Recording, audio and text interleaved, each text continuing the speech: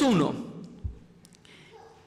1. Vamos a leer el versículo 1 y 2. Amados hermanos, la gracia y la paz del Señor sea en cada corazón. Hoy nos vamos a acercar a una epístola muy importante que como cristianos la podamos considerar. Y no solamente esta epístola, porque la Escritura dice que toda la Escritura es inspirada por Dios. Entonces, toda la Escritura es necesaria para nosotros en nuestra vida cristiana. No podemos desechar absolutamente nada. Ni el Cantar de los Cantares, ni las Lamentaciones de Jeremías, ni el libro de Crónicas que nos habla de la genealogía. Nada podemos desechar porque es la palabra que Dios inspiró. Esa palabra inspirar significa que Dios sopló en los escritores o agiógrafos para escribir el texto del Nuevo Testamento. O sea que la Biblia, en los textos originales, es un producto divino. Es producto divino porque procede del aliento de Dios. Pero también la Biblia tiene una característica dual que es escrita por hombres. Entonces es algo divino, pero también humano.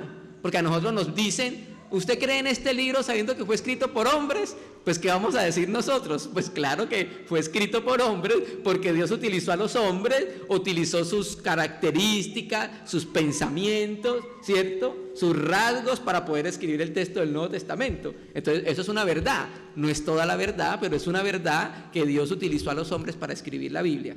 Entonces el libro de Hebreos es un libro de contrastes. Cuando usted empieza a examinarlo, hay una comparación, está contrastando la obra de Jesucristo con la obra de Moisés.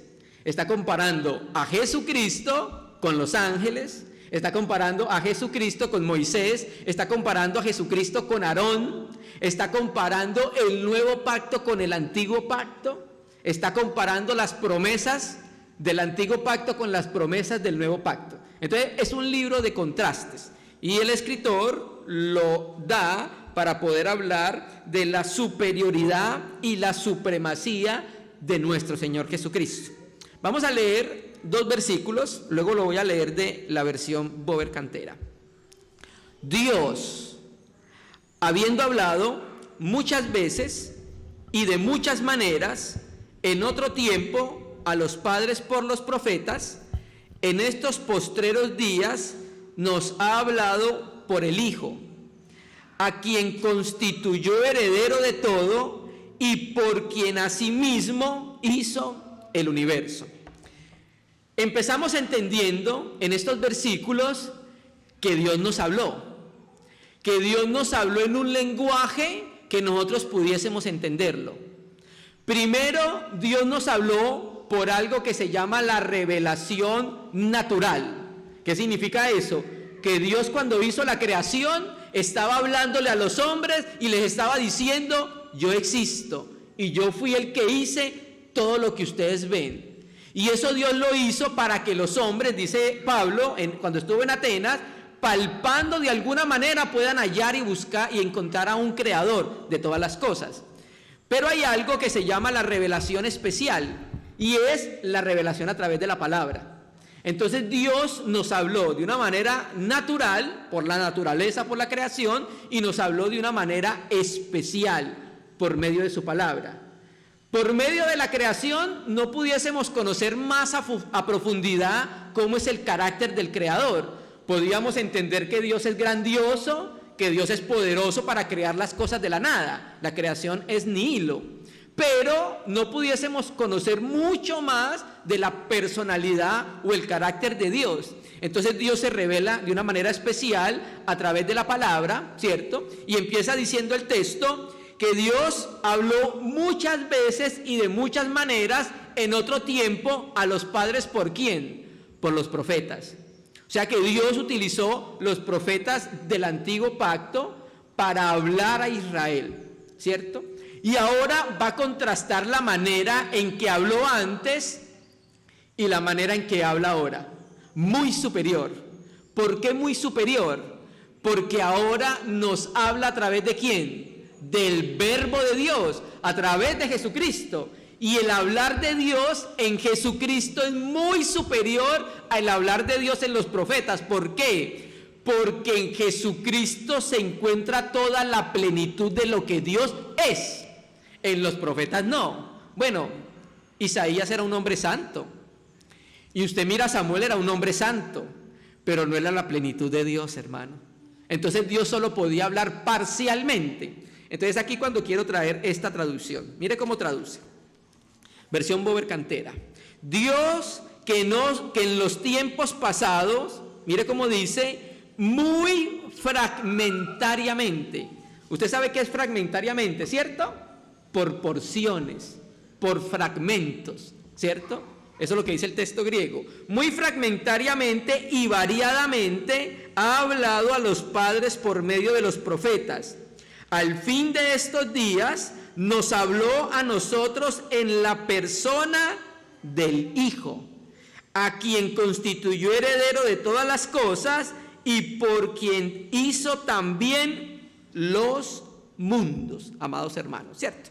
Entonces, tenemos a Dios hablando a la nada, ¿y qué sucede? Se crean las cosas. Tenemos a Dios hablando a Israel por los profetas, pero tenemos a Dios dando la máxima revelación de Él, ¿a través de quién? A través de la persona de su Hijo, nuestro Señor Jesucristo.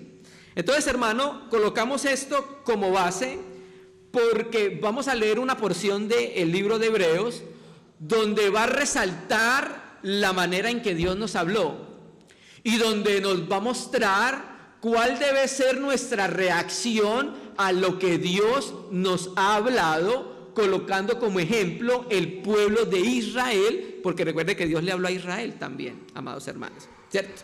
Entonces, vamos a la porción que vamos a considerar hoy, te colocamos como base, Hebreos capítulo 12, versículo, vamos a leer desde el verso 18, Hebreos 12, versículo 18.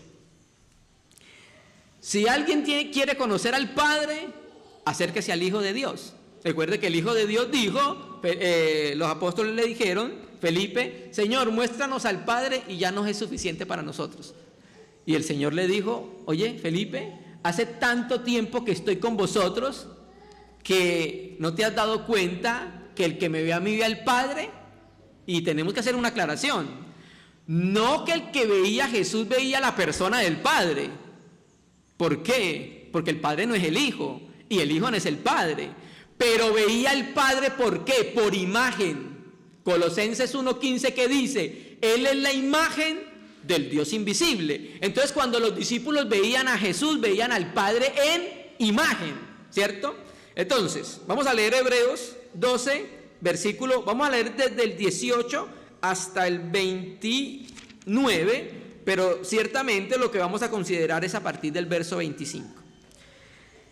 Porque no os habéis acercado al monte que se podía palpar y que ardía en fuego, a la oscuridad, a las tinieblas y a la tempestad, al sonido de la trompeta y a la voz que hablaba, la cual los que lo oyeron rogaron que no se le hablase más, porque no podían soportar lo que se les ordenaba. Si aún una bestia tocar el monte, será apedreada o pasada con dardo. Y tan terrible era lo que se veía que Moisés dijo, estoy espantado y temblando. Entonces vamos a ubicarnos en el contexto. ¿A qué se está refiriendo el escritor a los hebreos?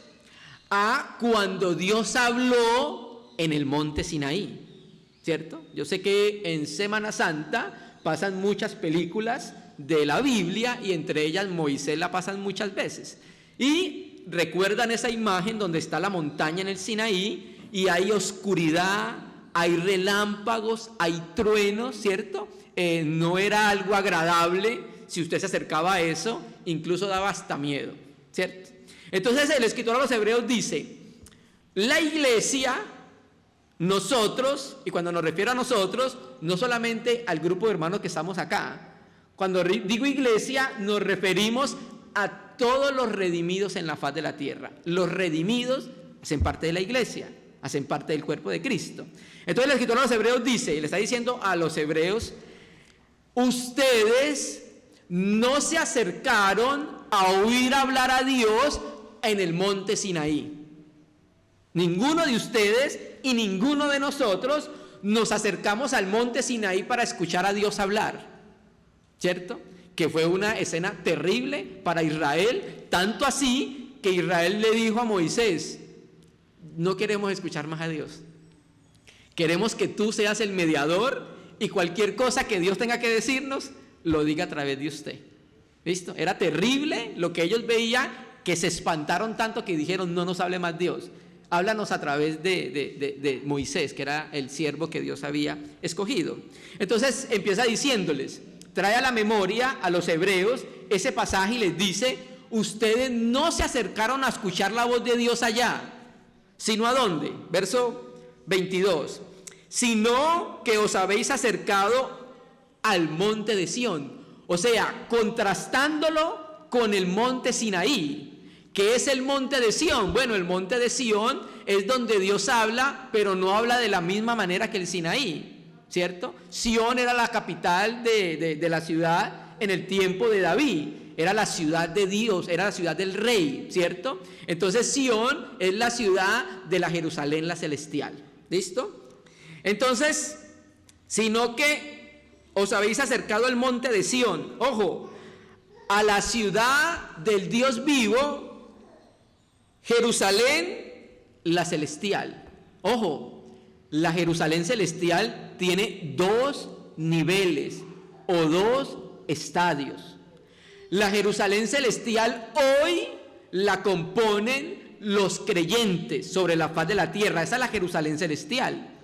Pero llegará un momento, ustedes recuerdan Apocalipsis cuando Juan dice que vio descender del cielo de Dios la nueva ciudad, la Jerusalén celeste. ¿Cuál es la diferencia de la de hoy con la que vendrá? Pues la glorificación de los hijos de Dios. Hoy hacemos parte de la Jerusalén celeste, pero aún estamos habitando en este cuerpo que tiene aún naturaleza pecaminosa. Nosotros no pecamos porque nos gusta, ya lo hemos dicho muchas veces, ¿cierto? Uno antes de ser de Cristo, uno no se acostaba y decía, mañana voy a mentir, mañana voy a mentir, mañana voy a mentir, mañana voy a mentir, mañana voy a mentir, y se levantaba y mentía. Eso no sucedía así, solo necesitaba levantarse y ya, era suficiente para mentir. ¿Por qué sucedía eso? Por la naturaleza pecaminosa que nosotros tenemos, ¿listo? Entonces la naturaleza pecaminosa hace que produzcamos pecados en plural. Entonces nosotros cometemos pecados en plural por la naturaleza pecaminosa en singular que tenemos en nuestra vida, ¿cierto que sí? Y ahora que somos de Cristo, cuando pecamos, inmediatamente sentimos en nuestro interior que hay algo que no está bien. ¿Por qué? Porque en el interior, la nueva creación en nuestra vida, el Espíritu, se duele, se contrista y nos comunica que ha pasado algo, que nosotros hemos pecado. Esa es la diferencia que tenemos con los que no han sido redimidos. Pero entonces cuando venga la Jerusalén del cielo de Dios, ya vendrá transformada, vendrá completamente, como dicen las Escrituras, diáfana, ¿listo? Ya no habrá mancha de pecado. Mientras tanto, entonces vamos limpiándonos a través de la comunión, a través de la palabra, a través de la perseveración. Entonces nos hemos acercado a la ciudad de Dios vivo, la Jerusalén celestial, a la compañía de muchos millares de ángeles. O sea, como dice Efesios 3, la iglesia es pedagoga o instructora de los ángeles en cuanto a la naturaleza de Dios y en cuanto a los misterios de Dios. Efesios 3, versículo 10. Entonces estamos no solamente solos, sino que cuando nos reunimos también tenemos la compañía de los ángeles, aunque no los veamos, ¿cierto? Por eso es muy importante las cosas que enseñemos. ¿Por qué? Porque los ángeles también están viendo, ¿cierto? Hay que instruirlos bien, ¿no? Dice, a la compañía de millares de ángeles, a la congregación de los primogénitos que están inscritos en los cielos. Quiere decir que nuestra cédula está inscrita en la nueva ciudad. ¿cierto? Bueno, sí, hermano, pero es que la cédula nuestra está inscrita aquí en la registraduría, claro que sí, pero estamos hablando de la celestial. Allá está inscrita nuestro número de cédula, por decirlo así, ¿cierto?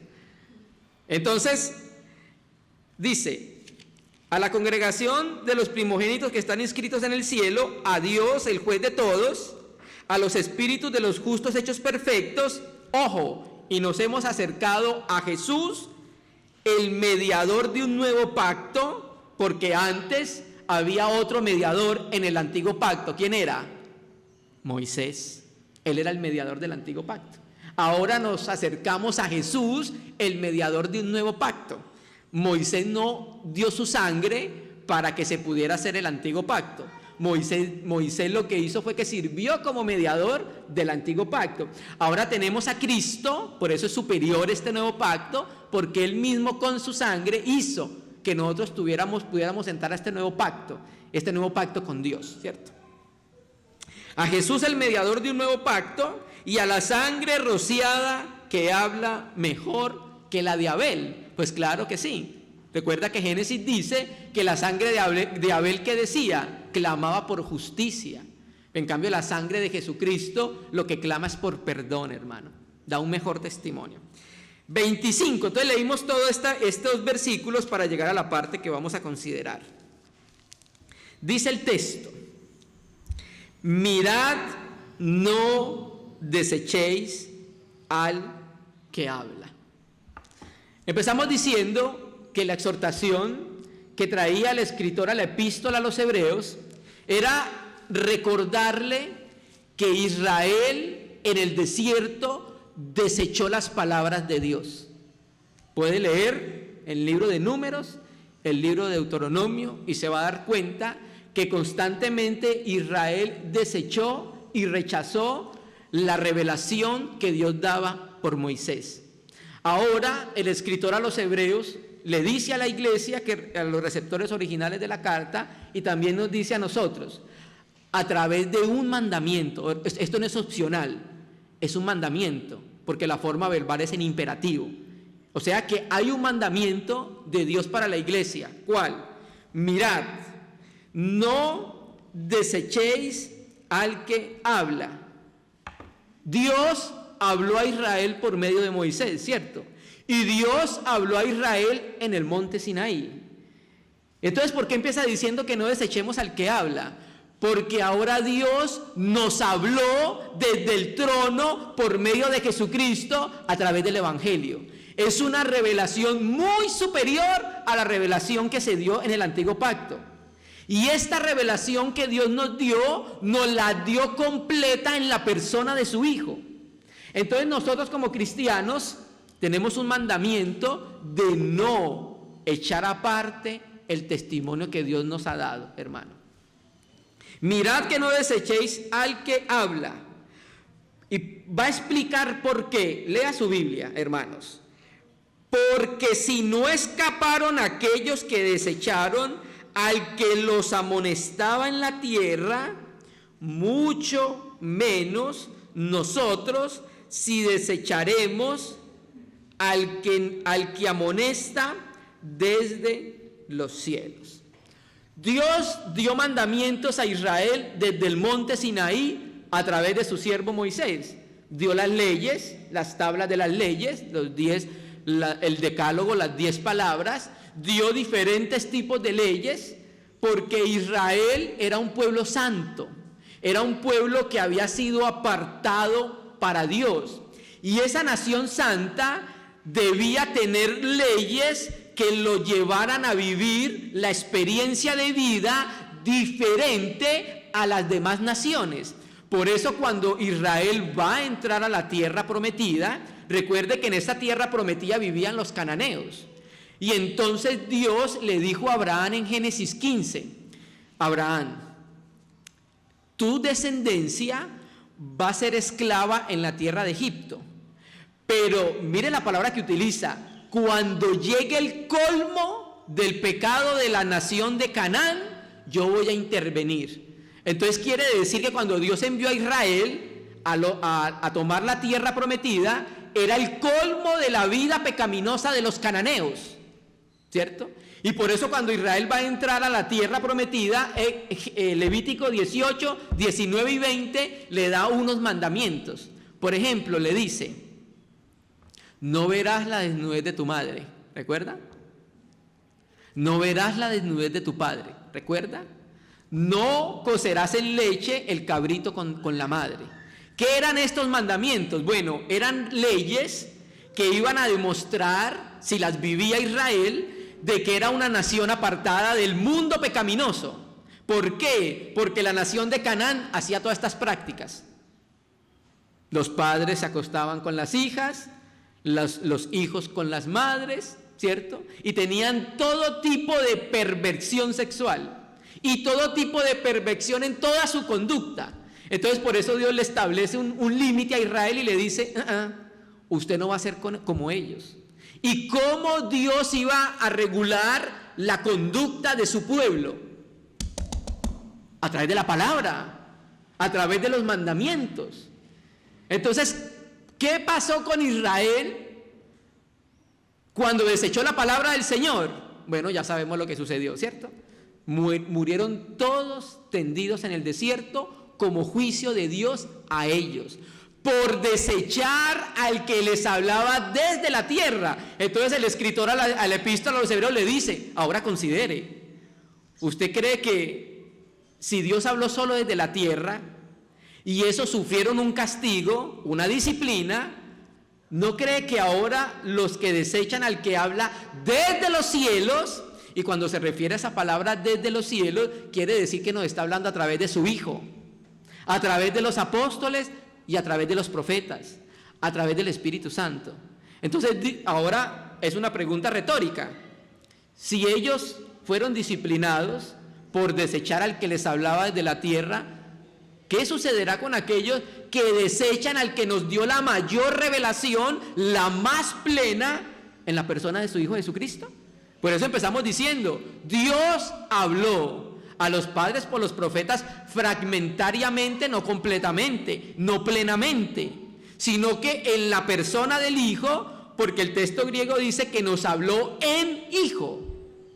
Entonces ahora le pregunta a los receptores de la carta: ¿usted cree que si fueron disciplinados aquellos con una revelación tan fragmentaria y parcial, qué sucederá con aquellos que desechan al que habla desde los cielos?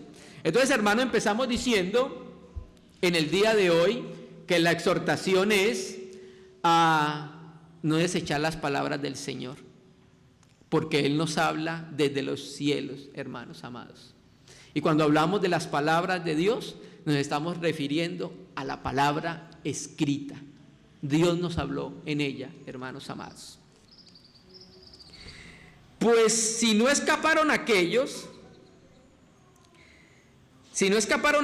que desecharon al que los amonestaba en la tierra, mucho menos nosotros si desecharemos al que nos amonesta desde el cielo, ¿cierto?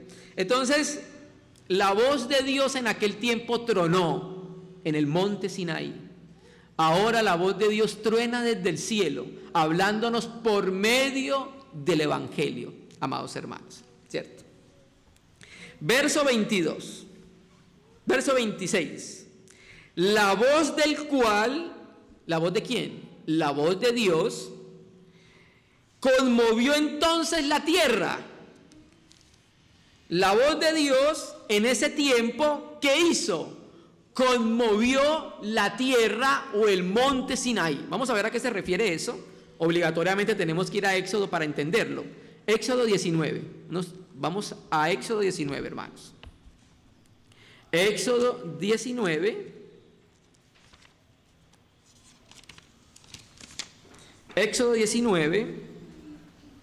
versículo 18.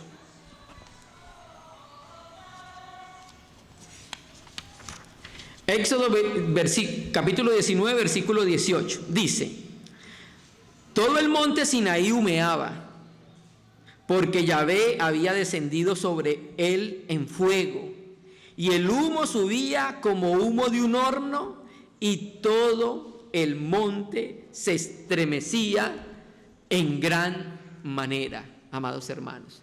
Entonces la voz de Dios que nunca se había escuchado de esa manera en la tierra, conmovió entonces la tierra. Mire todo lo que sucedía a su entorno. Volvamos al versículo 26 de Hebreos 12.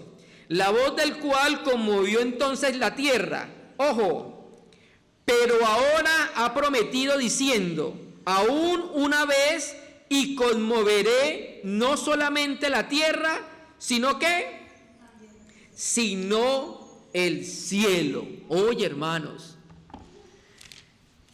esta palabra hace referencia a un día escatológico en el que Dios intervendrá en la tierra con juicio y conmoverá no solamente la tierra, sino los cielos. Es una intervención judicial en esta tierra pecaminosa, hermanos. Dice, la voz del cual conmovió entonces la tierra, pero ahora ha prometido diciendo, aún una vez más, y conmoveré no solamente la tierra, sino que, sino también el cielo, hermanos. Entonces hay un día en la historia de la humanidad desconocido para el hombre, en el cual Dios intervendrá y conmoverá los cielos, y esto que vemos no existirá más. ¿Por qué, hermanos? Porque recuerde lo que dice Génesis a Adán: maldita la tierra por tu causa. ¿Por qué cree que hay tantos desastres naturales en esta tierra? Porque estamos viviendo en una tierra maldita por causa del pecado. El pecado afectó la creación. Y Pablo, utilizando un lenguaje metafórico como si la tierra hablara, dice que la tierra está gimiendo, anhelando la manifestación de los hijos de Dios en gloria. Porque los hijos de Dios en gloria tratarían la tierra como la trataría Dios. Pero el hombre ha hecho sino acabar con la tierra. Entonces la tierra gime y la tierra está bajo maldición. Miremos a qué se refiere eso el escritor en Isaías. Vamos a ir a Isaías, capítulo 13, para poder entender un poco más estas palabras. Estamos haciendo toda esta introducción porque queremos llegar a un versículo. Isaías 13, versículo 13.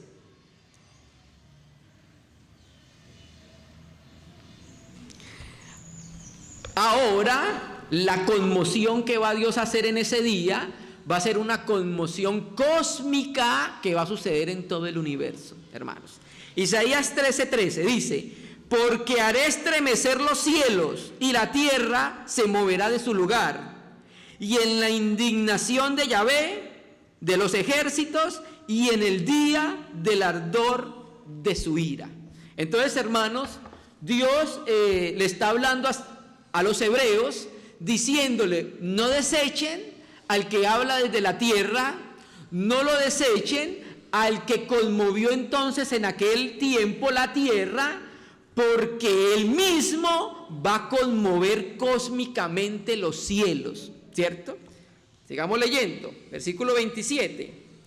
Y esta frase, aún una vez más, escucha su Biblia, y esta frase, aún una vez más, indica la remoción de las cosas visibles como cosas hechas para que queden las inconmovibles. Entonces, hermanos, Dios vendrá en un día a través de la persona de su Hijo y va a conmover lo que se ve. Esta creación ha sido afectada interiormente por el pecado. La creación en la cual nosotros vivimos no cumple el propósito de Dios. La creación esta misma inicialmente cumplía los propósitos de Dios porque era una tierra libre de pecado. Cuando entró el pecado en la tierra y en el hombre, arruinó toda la creación y arruinó la misma creación y arruinó al hombre. Entonces Dios va a intervenir en juicio en esta creación, aún una vez más, y conmover no solo los cielos sino la tierra. Y esto que nosotros vemos, Él lo va a hacer estremecer y va a desaparecer completamente. Y esta frase aún una vez indica la remoción de las cosas movibles como cosas hechas para que queden las cosas inconmovibles, amados hermanos. Entonces, estamos viendo la base que está colocando el escritor a la epístola a los hebreos. Está colocándole una base para darle una enseñanza a los israelitas, para darle una enseñanza a los hebreos y para darle una enseñanza a la iglesia. Hermanos, no desechemos las palabras del que nos habla. Prestemos atención a lo que hemos oído a través de él en su palabra, porque esto que viene va a desaparecer, esto no va a perdurar, hermanos amados. Mire cómo lo dice Pedro, segunda de Pedro 3,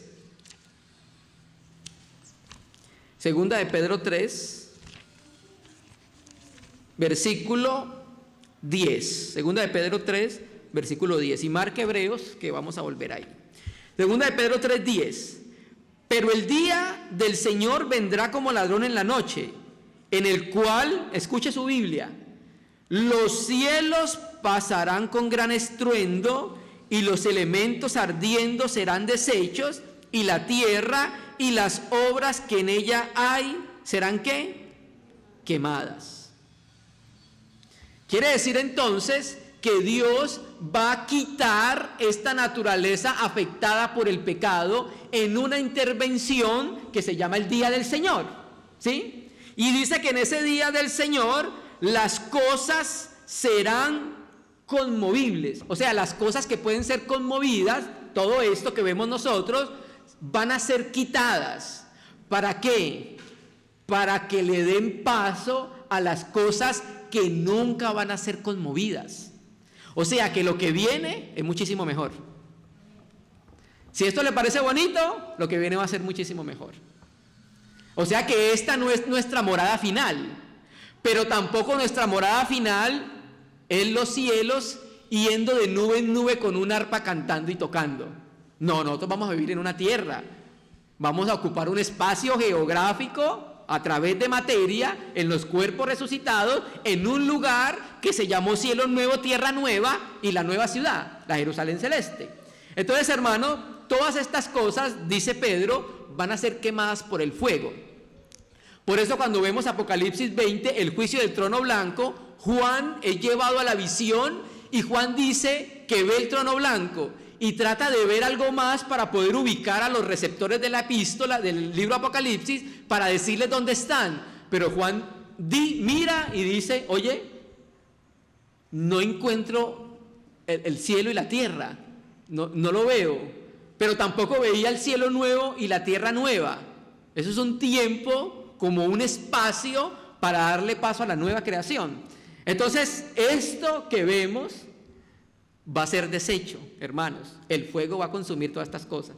Así que no se apegue mucho acá, porque nosotros no somos de acá. Esto se va a terminar, hermano. Viene algo muchísimo mejor, ¿cierto que sí? Y eso muchísimo mejor que viene lo vamos a disfrutar a plenitud, y escúchame bien, en la medida que prestemos atención a la voz del que nos está hablando a través de la palabra. Esa es la exhortación que está haciendo el escritor a la epístola a los hebreos. Amén. Volvamos, hermanos. Volvamos entonces sigamos con el verso 11. Puesto que todas estas cosas han de ser deshechas, y va a hablar en signo de admiración. ¿Cómo no debéis vosotros andar en santa y piadosa manera de vivir, esperando y apresurándoos para la venida del Dios, en el cual los cielos encendiéndose serán deshechos y los elementos, hasta los átomos, serán quemados, siendo quemados se fundirán? Promesa, pero nosotros esperamos según sus promesas cielos nuevos y tierra nueva, en los cuales mora ¿qué? La justicia. Aleluya. Esas son nuestras promesas que nosotros tenemos, ¿cierto? Entonces, hermano, el escritor de la epístola nos está diciendo que todas estas cosas van a desaparecer. Y como todo esto no va a quedar, y como todavía nosotros no vamos a permanecer, sino que partiremos, el Señor insta por Pedro y por la epístola a los hebreos: ¿no les parece que también a razón de eso deben vivir una vida piadosa? ¿No le parece que a razón de eso debemos vivir una vida santa, escuchando las palabras del que nos habla a través de su Hijo Jesucristo? El que está regulando nuestra manera de vivir, nuestra manera de actuar, nuestra manera de pensar, nuestra manera de comportarnos. ¿No le parece que debía ser así? Volvamos. Hebreos 12:28 ahora.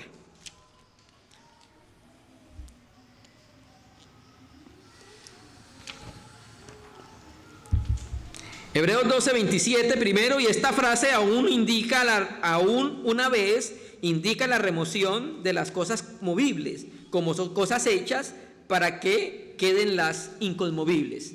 O sea, inconmovibles significa que no pueden ser movidas. O sea, van a permanecer para siempre, hermanos. Y yo creo que el plan de Dios, cuando hace la tierra, Él no la hizo para removerla. Él la hizo para que se perdurara. De igual manera, cuando hizo el hombre, lo hizo para que perdurara, permaneciera.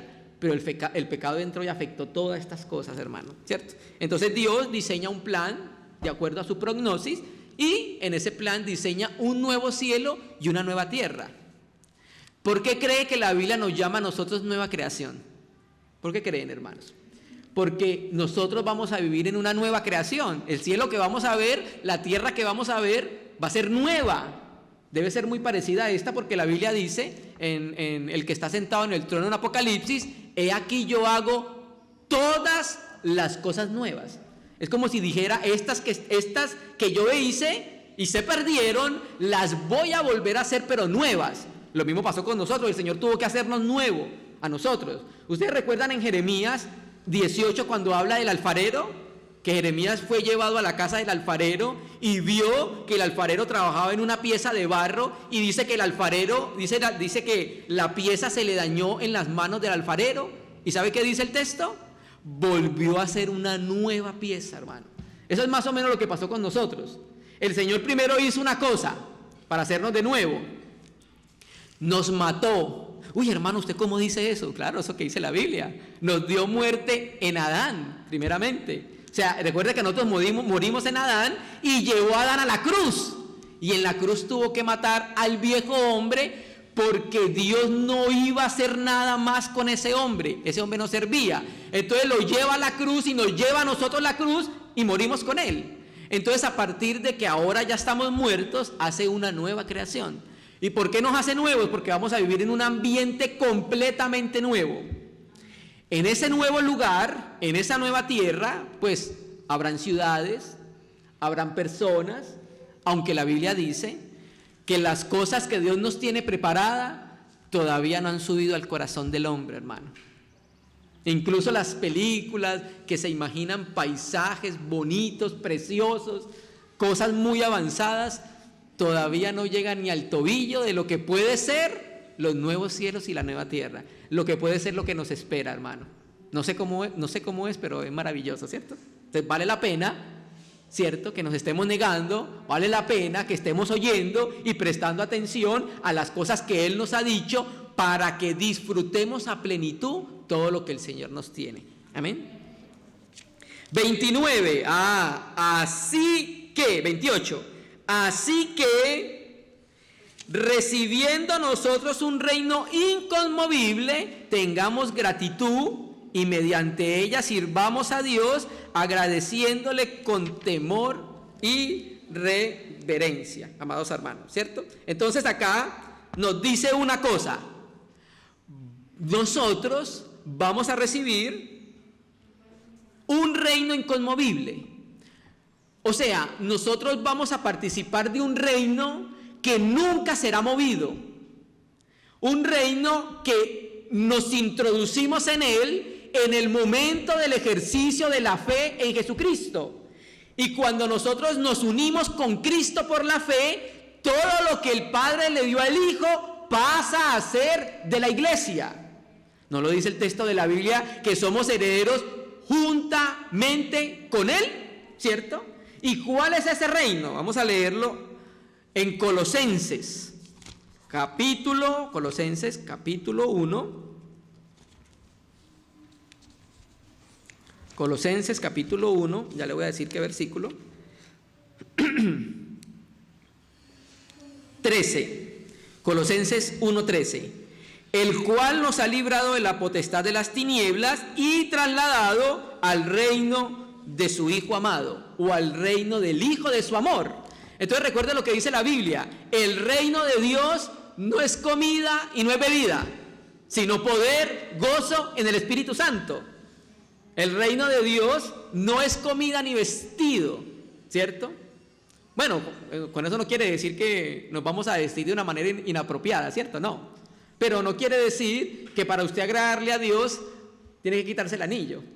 Porque yo recuerdo que en algún momento, en alguno de los videos que yo tengo, unas personas me dijeron que yo era un irreverente porque estaba predicando con el anillo de matrimonio, ¿cierto? El reino de Dios no es esas cosas, hermano, ¿cierto? En otra ocasión, en una congregación donde yo compartía la palabra, me dijeron que tenía que doblarme la camisa, ¿cierto? Hermano, el reino de Dios, que debía dejarme la larga sin doblármela como la tengo ahorita. Hermano, el reino de Dios no es bebida y no es vestido. El reino de Dios es gozo, es poder, es dominio propio. El reino de Dios tiene muchos aspectos intangibles. Naturalmente que nosotros nos hemos introducido al reino que Dios le preparó al Hijo, ¿cierto? Reino que se manifestará, que tendrá su manifestación final cuando Jesucristo venga, porque así lo dice Daniel. Luego los santos recibirán el reino, los santos del Altísimo. Entonces, hermano, las palabras de Jesucristo, la revelación neotestamentaria apostólica por los profetas, nos están capacitando para disfrutar el reino que el Señor nos ha dado. ¿No le dijo el Señor a los fariseos que no busquen el reino de los cielos? Porque el reino de los cielos está ¿en dónde? Entre vosotros. Era la persona del Hijo de Dios, y el Hijo de Dios está entre nosotros, hermano. Entonces nosotros desde ahora debemos empezar a disfrutar ese reino, hermano, ¿cierto? Viviendo una vida acorde con la naturaleza de ese reino. Porque nosotros también vivimos paralelamente en dos reinos: el reino del mundo y el reino de Dios, ¿cierto? Como paralelamente en nuestra vida está la naturaleza pecaminosa, pero también está en nuestra vida la naturaleza que Dios nos participó por el Espíritu Santo, la divina. ¿Estamos de acuerdo? Estamos de acuerdo, porque eso es lo que dice la Biblia, ¿cierto? Entonces, de la misma manera, paralelamente nosotros estamos en un mundo donde decidimos disfrutar de uno de los dos reinos. Si usted quiere oler al reino de los cielos, aleluya, vas a honrar al Señor, porque eso lo dice 2 Corintios 2, que somos grato olor. O sea, cuando nos acercamos a los hermanos percibimos el aroma del evangelio y el aroma del reino. Pero también nosotros cuando nos acercamos a los hermanos, nos damos cuenta cuando huelen a la novela de las 9, hermano. O sea, yo no sé cuál es la novela de las 9. Lo que trato de decir, hermano, es que huele al mundo. ¿Sí me entiendes? Entonces, hermano, nosotros somos exhortados por la palabra para que ella misma nos vaya conduciendo a qué reino nosotros debemos estar disfrutando desde ahora, ¿cierto? Y las palabras de Dios, ellas mismas nos van configurando para la experiencia en este reino. Entonces, dice, así que recibiendo nosotros un reino inconmovible, o sea, un reino que nunca será movido, porque los reinos de la tierra van a ser movidos, ¿cierto? Tengamos gratitud, ¿cierto? Entonces, hermano, mire lo importante de esto. Nosotros nos comprometemos con el Señor. Nosotros buscamos al Señor. Nosotros servimos al Señor. Es en gratitud de lo que Él hizo por nosotros. Le pregunto, ¿qué puede hacer alguno de nosotros por Dios? Nada, porque Dios es El Shaddai. La palabra hebrea El Shaddai se ha traducido en la Biblia de Reina y Valera como todopoderoso, pero más exactamente esa palabra significa el todo suficiente. Shaddai viene de pecho, de dar alimento a los niños. Entonces Dios es todo suficiente en sí mismo y todo suficiente para suplir a los hombres, en este caso a la iglesia. Entonces Dios no necesita nada de nosotros porque no le hace falta nada de nosotros, porque Él es completo en sí mismo, en lo que Él es, ¿cierto? Pero naturalmente Dios está esperando que nosotros nos acerquemos con gratitud a Él, buscándole que las cosas que las hagamos no porque nos la imponen. Por ejemplo, los movimientos pentecostales imponen a las hermanas que deben tener cierta vestidura, la falda tiene que ser tantos centímetros del pie, tiene que ser así, no puede hacer esto. Eso no es el reino de Dios, eso no es nada nacido del corazón. Sí, las mujeres deben vestir acorde como dice la palabra, ¿cierto? Pero eso no es el reino de Dios, porque lo que hacemos para Dios es de un corazón agradecido por lo que Él hizo por nosotros. Y esa gratitud nos constriñe y nos lleva a entregarnos al Señor. Esa gratitud nos impulsa a querer buscarle y a querer servirle. Ustedes recuerdan al Señor Jesucristo cuando se le acercaron unos leprosos, bueno, una distancia considerable porque los leprosos en Israel no podían acercarse a las personas por la ley, porque era un pecado que contaminaba. Entonces a lo lejos le dijeron: Señor, ayúdanos, límpianos de la lepra. Entonces Jesucristo ni los tocó, ni oró por ellos, bueno, al menos no dice el texto, de pronto mentalmente no sabemos, pero el texto no dice nada, y dice Jesucristo: vaya, preséntense al sacerdote. ¿Qué significaba eso? Que el sacerdote era el encargado de mirar si la lepra se le había quitado a una persona que no tenía lepra, que ya no tenía lepra, que tenía lepra y se le desaparecía. El sacerdote la metía 7 días, miraba cómo estaba la mancha, si se había avanzado, se había quitado, y el sacerdote era el que declaraba la limpieza del inmundo, del leproso. Y era terrible ser leproso, ¿no? Porque el inmundo tenía que colocarse a ropas, taparse y gritar: inmundo, inmundo, para que todo el mundo supiera que era leproso. O sea, ¿cuál es la figura del Nuevo Testamento? Que la lepra se ve, hermanos, la lepra se ve, que es pecado, ¿cierto? Entonces Jesucristo le dijo: vaya, preséntese al sacerdote. Y cuando iban caminando, eran 10 leprosos, fueron limpiándose. Una cosa maravillosa, hermano. Fueron limpiándose cuando uno solo se percató: oye, estoy limpio. Y entonces, ¿qué hizo? Se devolvió ante Jesucristo. Y entonces fue y le agradeció, y Jesucristo dijo: ¿no fueron 10 los que fueron limpiados? Y solo uno vino a agradecer. Y el que vino a agradecer, adivinen, samaritano. ¿Cierto? Peor para los judíos. Entonces, hermanos, se devuelve agradecido: Señor, gracias por lo que hiciste. Ahora, en gratitud a lo que tú hiciste, yo me entrego a ti, me comprometo contigo, Señor.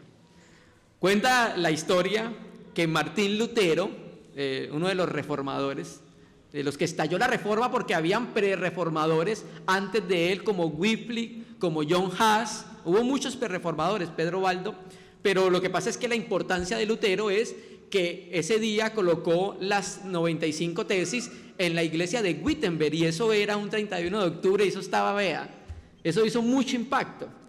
Y entonces decía que una vez Lutero iba en un caballo y cayó un rayo cerquita del caballo, y entonces Lutero dije que en ese momento que si Dios lo salvaba, pero le oró fue a un santo, pero bueno, finalmente lo que trataba de decirle era a Dios que si él lo salvaba le servía como monje.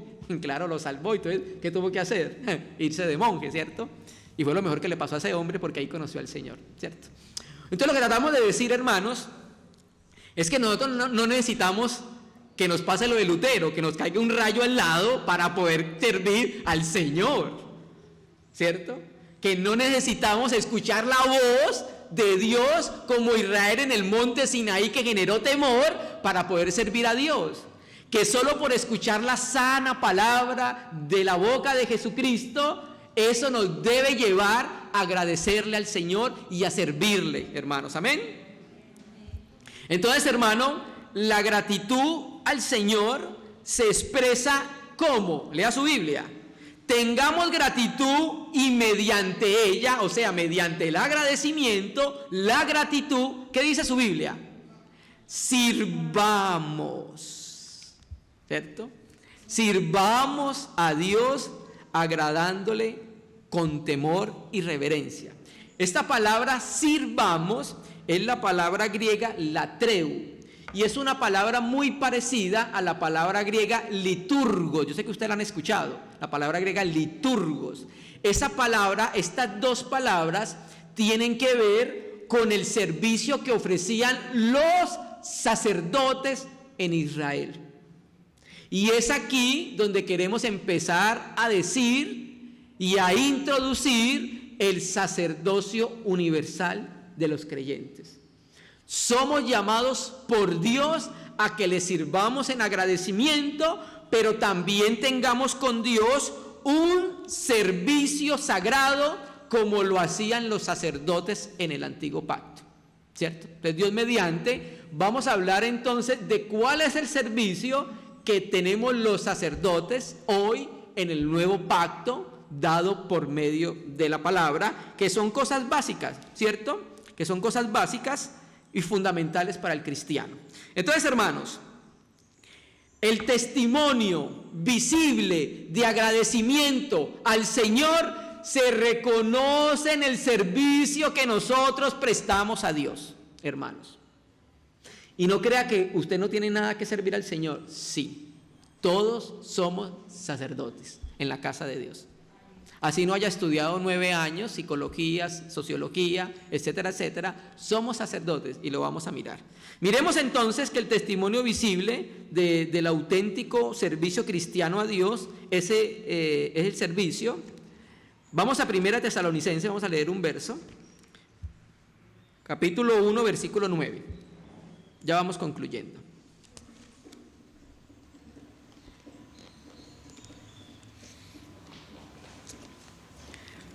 Primer libro Tesalonicenses, capítulo 1, verso 9.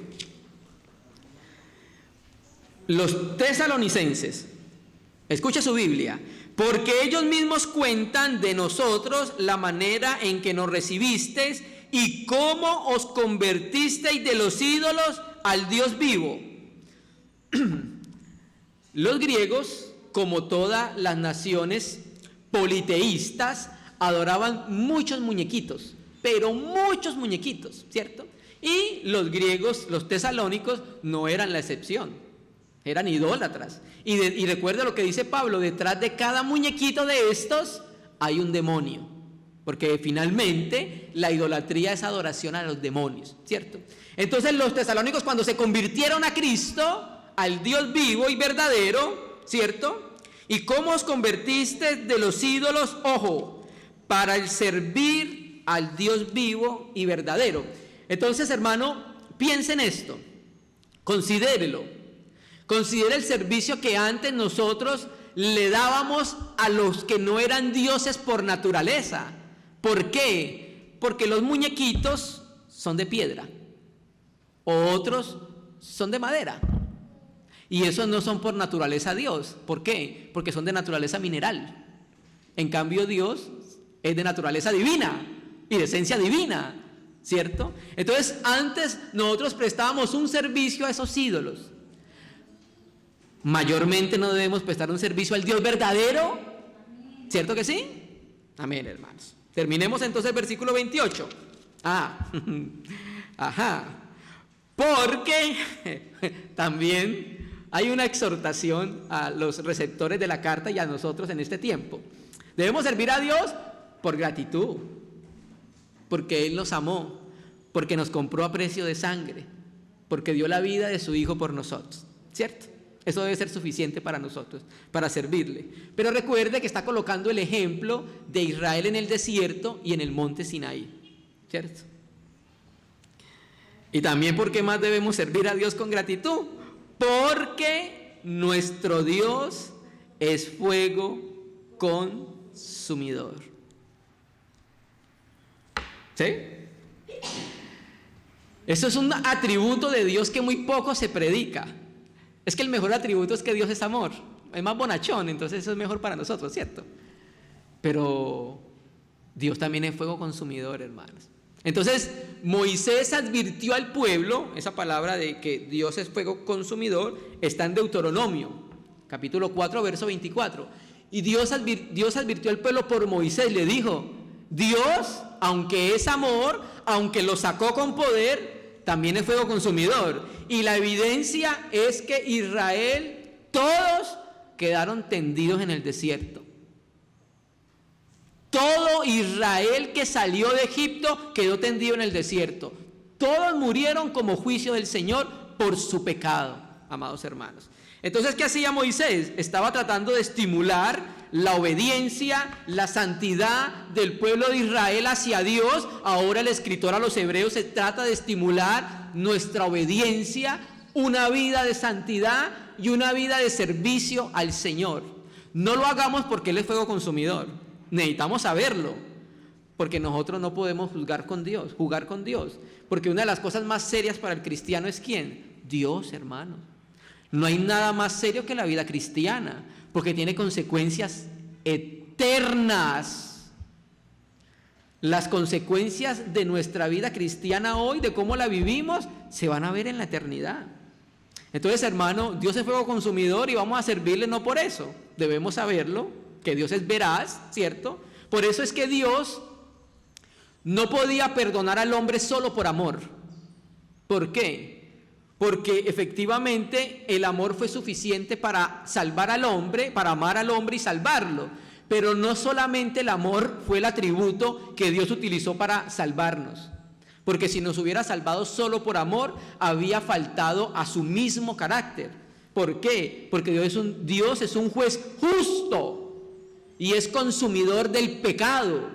Entonces tenía que hacer algo con el pecado. Y entonces es donde entra la transacción de la justicia de Dios, que es la palabra griega dikaios, justicia, que es una transacción que se utiliza en términos jurídicos. Entonces, hermano, aunque Dios es amor, también es fuego consumidor. No podemos olvidar eso. Pero, hermano, sirvámosle a Dios. Entreguémonos al Señor por amor, por lo que Él es, porque nos habló a través de su Hijo la más preciosa y plena revelación, suficiente para conducirnos a cada uno de nosotros a una vida de entrega, a una vida de servicio, en agradecimiento al Señor, amados hermanos. Amén. Entonces, hermanos, esta pequeña porción de la palabra estaba hoy en mi corazón para compartir con los hermanos, que debemos prestar atención a las palabras del Señor, ¿cierto? Y tomar como ejemplo a Israel en el Antiguo Testamento. Cada hermano, a medida que se va acercando a la Biblia, va empezando a conocer cuál es la vida agradable al Señor, amados hermanos. Vamos entonces a detenernos por ahora y vamos a agradecer al Señor que nos concedió este tiempo.